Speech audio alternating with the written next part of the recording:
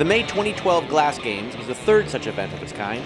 However, this time, the games aren't as much a competition as they are a group collaboration. We gotta figure out how far your boat goes. Working together to achieve an ultimate goal. The 8 out of the 10 winners that made it to this show are all linking their projects together to create one big kinetic energy sculpture. The giant Rube Goldburg contraption. 2, 1.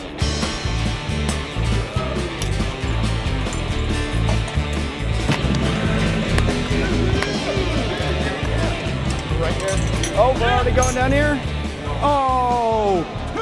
That's 2! The hardest thing with kinetic sculpture is to make it simple enough. Because when you conceptualize it, you think you know how it's going to work, and it makes perfect sense.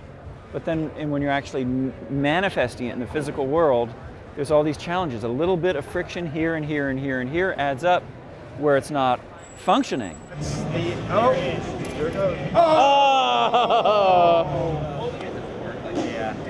It's supposed to be fun and you smile. Whew, a lot of trial and error and a lot of frustration, but it was because of minor small things that we thought we had, and then bam, that fourth time it wouldn't work for whatever crazy reasons. Some parts are mechanical, some are hydraulic, some are chemical. I think there's even an auditory component.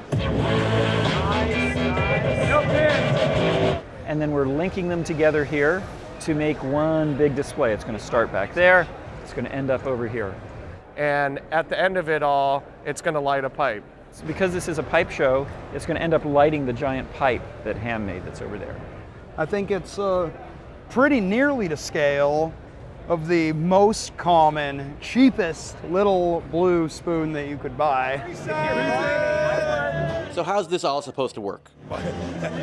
Although I may be a little inaccurate, I'm told it goes something like this. Bondu's going to drop a marble on this track. The marble will roll down and trigger this teeter-totter, which will pop that balloon. When the balloon pops, another teeter-totter will swing and pop another balloon. It'll pull this cord, which will start that sound machine, and then it will trigger this counterweight, which will pull this string, which will trigger an oil spill, spinning the little paddle down underneath here, which will wind a string that will pull the Coast Guard boat into the lake. When the Coast Guard boat goes into the lake, it will pull another string, dropping a counterweight, bringing us over to another teeter-totter that'll pull a third string, dropping this bucket of sand into this hourglass type thing, which will trigger a counterweight, which will set off another marble to roll down a track, fall into this little bucket. The bucket's weight will then pull another string, which will release this pokey thing that pokes a diaphragm, allowing for more oil to fill, which will release a string, pulling another teeter-totter, releasing another teeter-totter, which will allow another marble to roll down a track, triggering a couple more marbles, triggering a couple more marbles, turning this lever to release 2 more marbles down a series of other tracks, triggering 1 more bucket full of sand, filling another bucket attached to a counterweight, which will then pull a string, triggering the next series of events, which involves a ton of more cables, a couple beakers of water, and a bunch of tubes, eventually releasing these parachute guys one after another to shoot across the sky. That will create a reaction that'll pop this balloon. When the balloon pops, it will trigger a switch, a light switch that turns on a Jacob's ladder as an electric spark that moves up and pops another balloon, releasing some gas, creating a giant bang noise, which will drop this Patron bottle onto that whoopee cushion, releasing several marbles that will land onto a track. It will pull a lever at the bottom that drops that glass weight onto that balloon, which fills up another balloon with nitrous. When that balloon fills up, it pulls yet another string. Moving on to Ham's contribution, which is a series of marbles falling into a funnel, only to spill over a beaker of water that will create a series, filling beaker after beaker after beaker after beaker after beaker with water. Each beaker, by the way, a separate color. Once it finishes going through Ham's piece, this lit candle will move underneath that string. That string will eventually break, which will trigger this lighter, which will pull a cap and drop some antacid into a cola, creating a geyser of cola. They call it CHAMPS cola. And once that occurs, a torch is triggered, lighting the green herb inside the little blue spoon. After 3 days of preparations, Okay, let's wait. Let's see how taut we are. after 3 days of intense teamwork, So every single one of us has shit to fix. Yes. after 3 days of continuous Not failures, enough weight, not enough weight. the crowds had gathered to watch a final attempt to light the little blue spoon. Everything lined up, and I tell you what, it's been work. But all's well, ends well. I'm excited about it. It's gonna work. Guess what? It's gonna work. Yeah, of course it's gonna work. Everything always inevitably works. It will work. They can't be this talented and make it not work. Dreams come true. It's gonna work. It is definitely gonna work.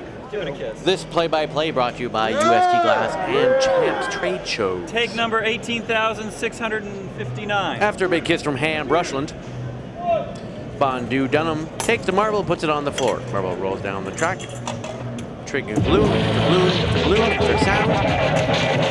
Oil spills occurred. Moving on to 3, 4, and 5. There is a bit of a stall. Section number 4. Everybody watches.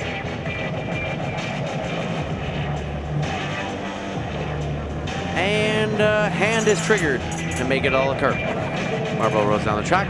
Marble after marble after marble rolls down the track. The sand is poured. And cheers of her. It was walk right into you. As we wait for section number 5 to work its way through, waiting for the parachute, waiting for the parachute, waiting for the parachute. Pop of the balloon. There's that parachute, and the pop is heard. Marbles roll down the track, and we're on to Ham Brushland's piece, where we get into chemical mix after mix after mix. The marbles are released. Only one is in the hole. Oh no, Ham! Will it make it? Is it enough? Only one marble fell in. Might be enough. One marble is enough.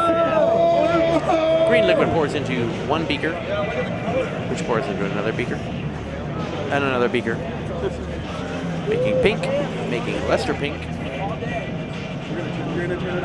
Ants crawl for their lives.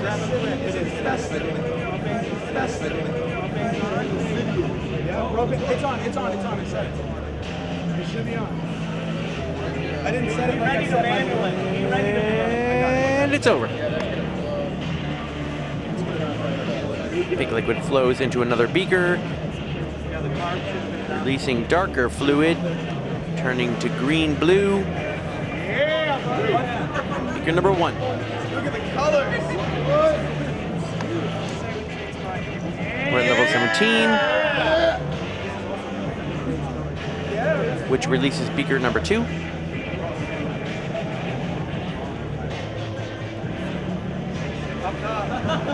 Level 25, which releases beaker number 3.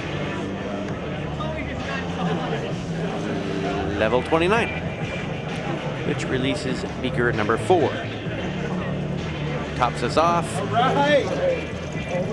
pouring into the final reservoir, filling the last beaker of the evening. When this beaker fills completely, the weight will trigger a release on the weight will trigger a release which will move this candle forward underneath that string.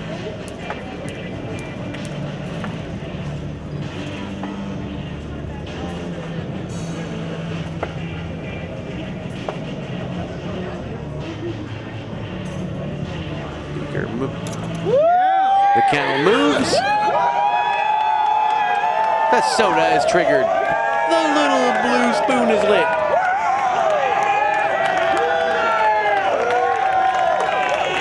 In the end, with only a little help from human fingers, the Rube Goldburg contraption worked. And the pipe was lit. I was extremely ecstatic that the piece worked. I was a little surprised about the oxygen propane mix in the in the pipe at the end, blowing up in our faces. That was quite awesome. But I'm glad we had the human wall going for the crowd. I was ecstatic just because it finally got triggered. Like, to make it down that far was an accomplishment.